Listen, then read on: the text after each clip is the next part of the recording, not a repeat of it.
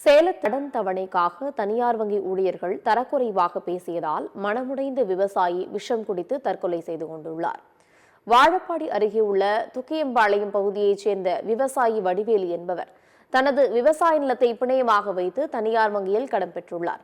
கடன் தொகையை சரியான முறையில் கட்டி வந்த நிலையில் ஏப்ரல் மாத தவணை தொகையை செலுத்த முடியாத சூழல் ஏற்பட்டுள்ளது. இதனால் விவசாயி வடிவேலு வீட்டிற்கு சென்ற தனியார் வங்கி ஊழியர்கள் அவரை தரக்குறைவாக பேசியதாக கூறப்படுகிறது. இதனால் மனமுடைந்த விவசாயி சுரேஷ் விஷம் குடித்து தற்கொலை செய்து கொண்டுள்ளார். இதுகுறித்து வழக்கு பதிவு செய்துள்ள காவலர்கள் தனியார் வங்கி மேலாளரிடம் விசாரணை மேற்கொண்டு வருகின்றனர். ஒரு விவசாயி 3 லட்ச ரூபாய் எக்கோடெக்ஸ் பேங்க்ல லோன் வாங்குறாரு. அது இது வரைக்கும் தவணை முறை சரியாக கட்டிட்டு வராரு. இந்த மாதம் மட்டும் கட்டுறதுக்கு ஒரு 15 நாள் லேட் ஆகி போச்சு. லேட்டான காரணத்தினால அதிகாரிகள்லாம் வீட்டுக்கே போய் அவங்க சொந்த பந்தங்களாக இருக்காங்க, அவங்க ஊர்காரங்களாக இருக்காங்க, அவங்க மத்தியிலேயே தவறான வார்த்தைகள்லாம் பேசி அசிங்கமாக திட்டினதுனால மன உளைச்சல் பட்டு அவர் தற்கொலை செஞ்சுக்கிறாரு. அதனால் உடனடியாக சட்டமன்றத்தில் சட்டம் இது மாதிரி கடனை நெருக்கடி பண்ணி வசூல் பண்ணக்கூடாதுன்னு சொல்லி துணை முதல்வர் சட்டம் கொண்டு வந்தார். அதை முதலமைச்சர் நிறைவேற்றினார், ஒப்புதல் கொடுத்தாரு.